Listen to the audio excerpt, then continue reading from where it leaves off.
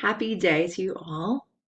I wanted to talk to you about the energies that are profoundly working through the collective right now, of really taking a look at some of these shadowy energies of the feminine and masculine to alchemize them into feeling, experiencing, and knowing the divine feminine and the divine masculine energies. So, those who follow me know that I speak of this quite a bit. And I thought today I would delve into this a little bit deeper so we can understand the cellular memory of our past lives, maybe even the traumas of this current life, of the collective consciousnesses of these shadowy feminine, masculine energies that are often aligned to, connected with, and acted upon when we don't feel safe. Okay. When we feel anger because we feel oppressed, we see these energies come out and may look a bit more manipulative or controlling or lead to helplessness and victimhood. So, in a more divine aspect of the masculine and feminine energies of creation that flow through every flower, every galaxy, every human being, the earth plane, in the sun, they're everywhere. It's that yin yang symbol of the perfect balance of these energies that are polarities of each other. The divine masculine in metaphysics and relating to this more esoterically, I'm just going to give a couple examples, is portrayed maybe as Yeshua, as Krishna, as Horus in the Egyptian mythologies. And no matter what spiritual tradition you connect with or you are a part of, it is very important as a consciousness to understand that what we identify with most as our deity is going to be connected into the resonances of how we relate to ourselves. So I often say this in my groups when they're first beginning. And if we are connecting to an authoritarian, masculine, patriarchal, judgmental God in the outer reality, then we are going to have that as our inner voice, as a shadowy, masculine inner voice. And it will often play out as judging others, as suppressing others, suppressing the feminine. So we have to be really careful in discerning where our spiritual alignment is. And is it connected into more of these shadow masculine aspects? Sometimes the Saturn aspects are a bit shadowy as well. Or are we connecting into the divine aspects of that man who holds the feminine? And I say man because it's an aspect of it, but it's the masculine energy that supports, that champions, that empowers the feminine to be all that she can be, knowing how beautifully amazing she is. With his gentleness, with him being by her side, with his reciprocity, with his reverence. Okay? That is a divine masculine that we see in the energies of Yeshua, that we see in these energies of the resurrected Osiris in Egypt into the Horus. Very guiding, very loving, very protecting, yet knowing the feminine is capable, completely capable. Doesn't need to make decisions for her, but creates a safe space to support her decisions. That's very different than a suppressing God, one who suppresses a woman's sexuality, freedom, voice. Okay? And throughout history, we have experienced that suppression profoundly through what's known as the patriarchy. A couple nights ago, I kept hearing the word Stockholm syndrome. And I played around with this in meditation. Why is this coming through? And it was very important because if you look up and Google Stockholm syndrome, you'll see. But basically, what it is that a person who is captured, is kidnapped, takes on the ideology of the abuser or the kidnapper and starts to interact with them in positive, loving ways, having then taken on that ideology. And as the feminine energies of the collective consciousness, that is a more shadow feminine response to the shadow masculine collective energies. And don't get me wrong, we have divine masculine collective energies too. But we have to remember that we just are coming out of one of the greatest falls of humanity. So it does make sense that we're seeing this. So as we're all ascending and rising together, what happens in an ascension is that we become conscious, awake, and aware. It's almost like we take ourselves out of the collective consciousness that has allowed this for so long, and not just of women, but of other races. It's in so many different ways, this judgment, stereotype, and bias, how this has come through. But today I'm focusing on the masculine and feminine energies. So through an ascension process, we kind of have to separate ourselves out of the collective to begin to see that suppression and oppression. You might experience it at work with a boss. You might experience it from a brother, from a father, from a husband. You might not experience it at all. But the reality is that most women that I work with have experienced this energy to some degree in their life, profoundly. And I don't think men realize how much they have, how much almost every woman has. So we, as a collective, as this beautiful masculines are holding space for the women to heal this right now within them and within their own energy field, they're healing their own divine feminine, the men. We first have to be able to recognize how those shadowy masculine energies have been controlling our voice. Maybe we don't speak up because we're people pleasing so much, because we were trained that everyone else needs to be happy before we should, right? Sucking your vital life force to give to everybody else in a society that feminine have encountered. Or maybe you weren't allowed to wear certain clothes. There are still cultures in our society where women can't wear what they want, where that's determined by an unequal and imbalanced feminine masculine relationship. And this isn't judgment, this is discernment for us to look at where are these in our own ancestral lines and our lineages, all the way up through, way back to the dark ages. I'm talking, we have it. Every time we're birthed in a new incarnation, we receive these in our cellular memory. It's an energetic clearing that occurs when we begin to take on an ascension. So the feminine energies of Medusa have been coming in for me the last few days. And again, you can Google this, but if you look at Medusa or you look at the Lilith energies, myths are really important in metaphysics to look at where we have, even Mary Magdalene, have been ridiculed, oppressed, and shamed for actually standing in our divinity and refusing to surrender it to a shadow masculine. Okay, so some of these stories throughout history were very tainted by the patriarchy so that they could keep us in shame. And if you're trying to control an entire feminine collective, one of the best ways to do it is through shaming, through ridicule, and through fear.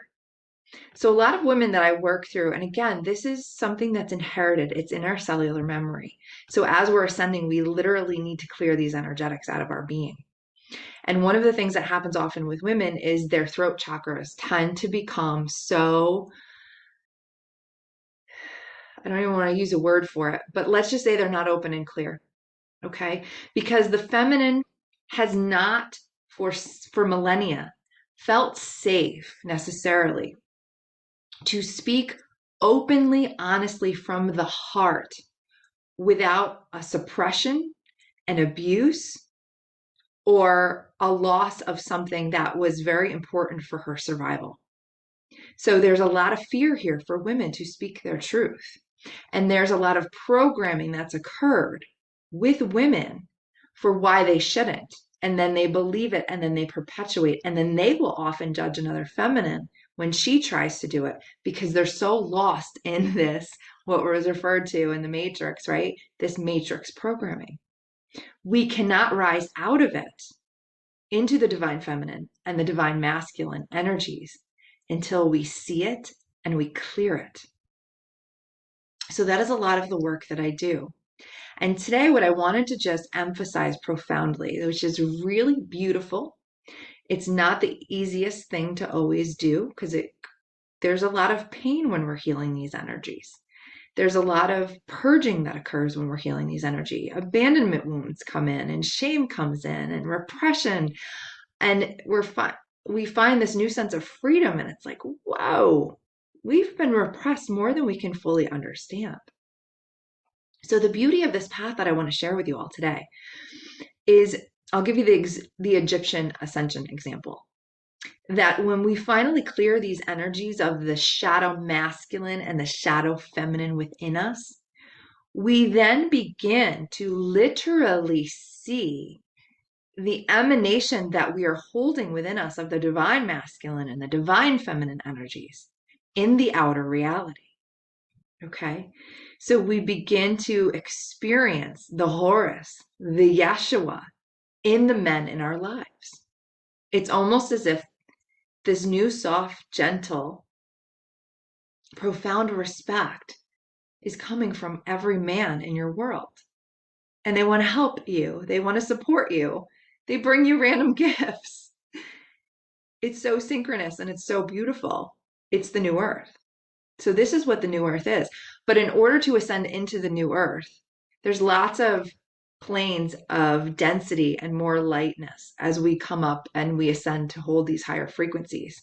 But we can't hold the divine feminine and the divine masculine until we can hold those higher frequencies in our body, until we've purged those shadow, intense aspects that they no longer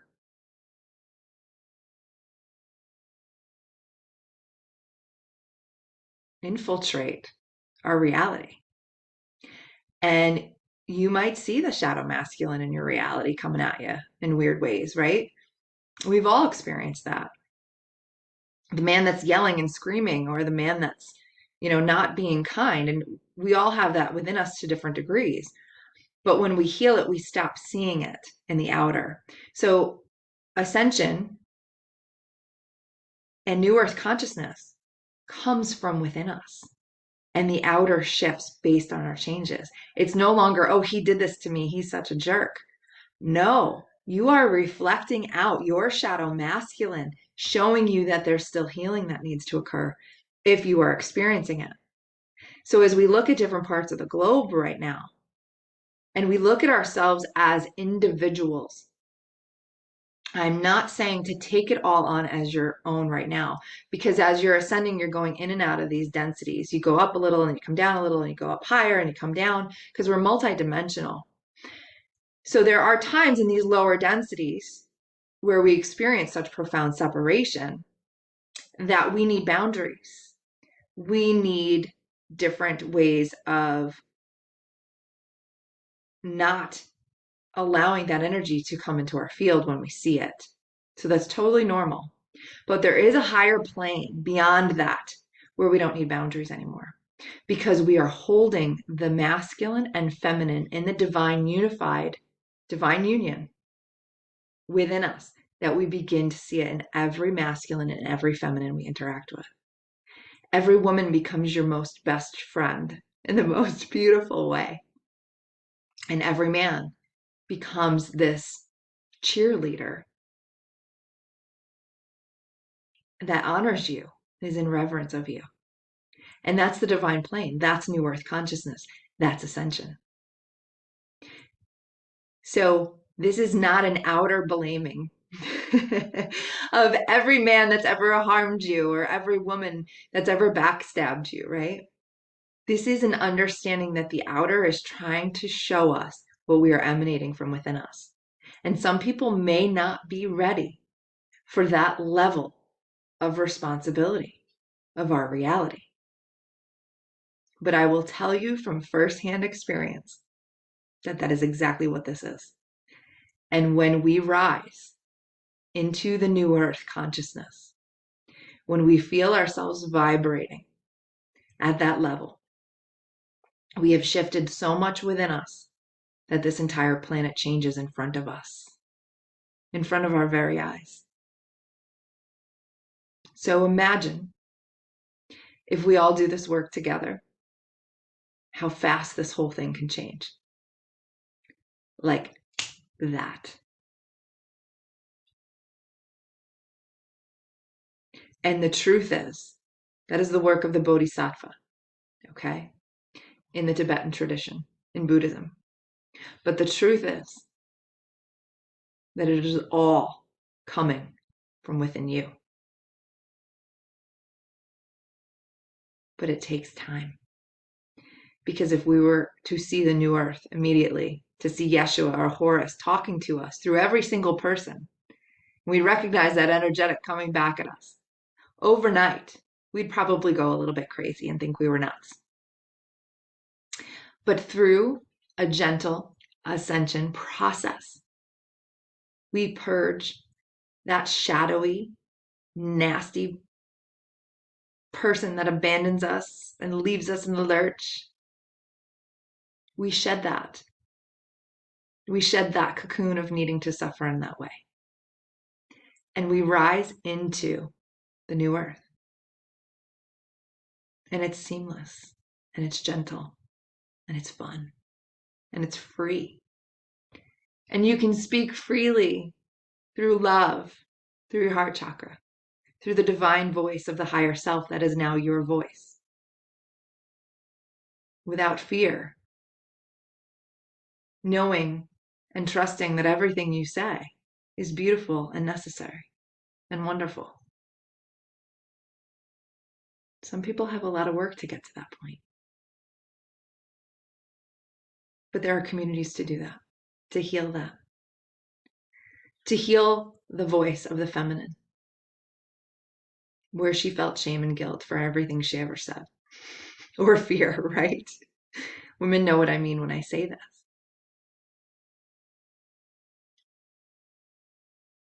So we are at a really beautiful, amazing time on this planet.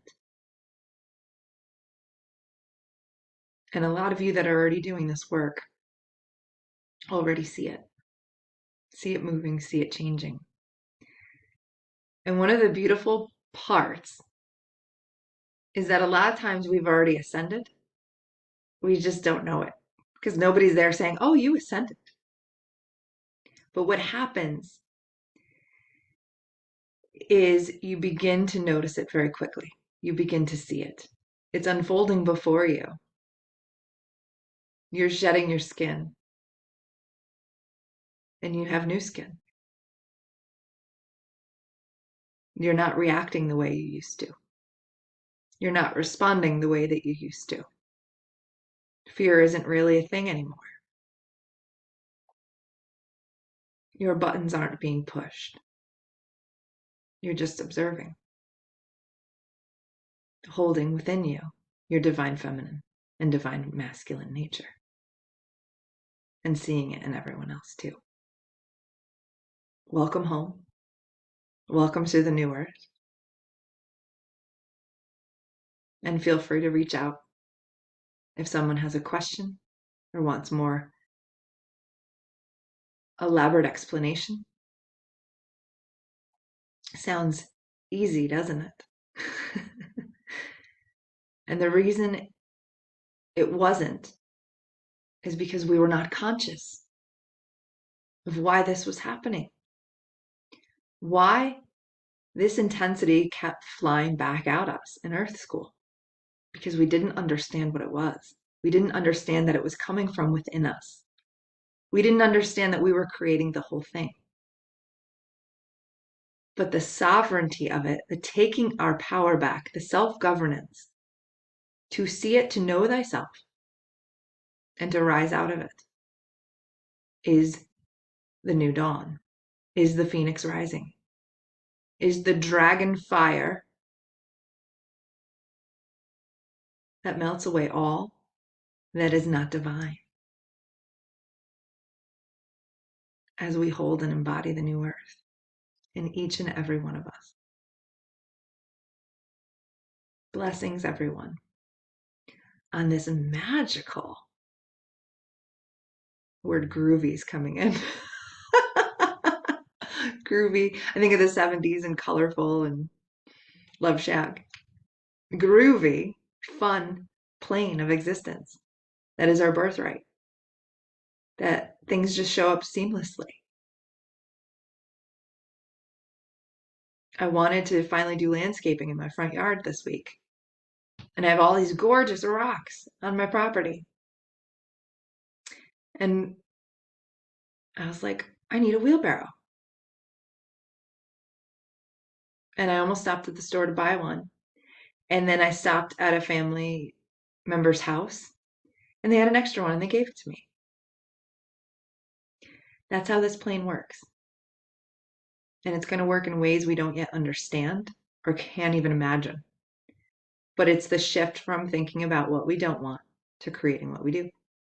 In organizations, in relationships, telepathically shifting through the way we see this person and script the person, healing that within us. Moving into creation and building, not helplessness and destroying. And that takes some profound cellular ancestral healing to climb out of that into new earth consciousness. And there are people all across this planet who have done it and who are in new earth and know how to do it. We're the boots on the ground or the high heels on the ground.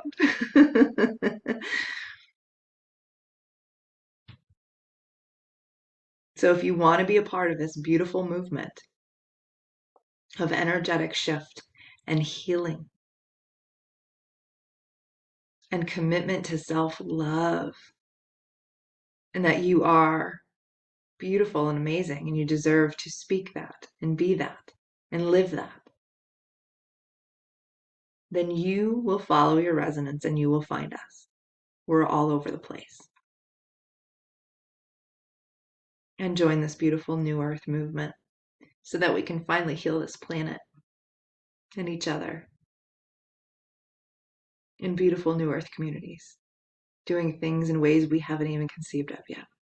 I'm excited. I've watched it. I've felt it. I know it. It's a gnosis. A gnosis, it's a deep knowing. And anybody who resonates with this message will know it too and feel it too. Have a beautiful rest of your day, everyone. In peace and love and grace through all your pathways as we work through our buttons and our dissonance through discernment and through following our own soul's breadcrumbs over the rainbow bridge to the new earth. Aho, Ohan.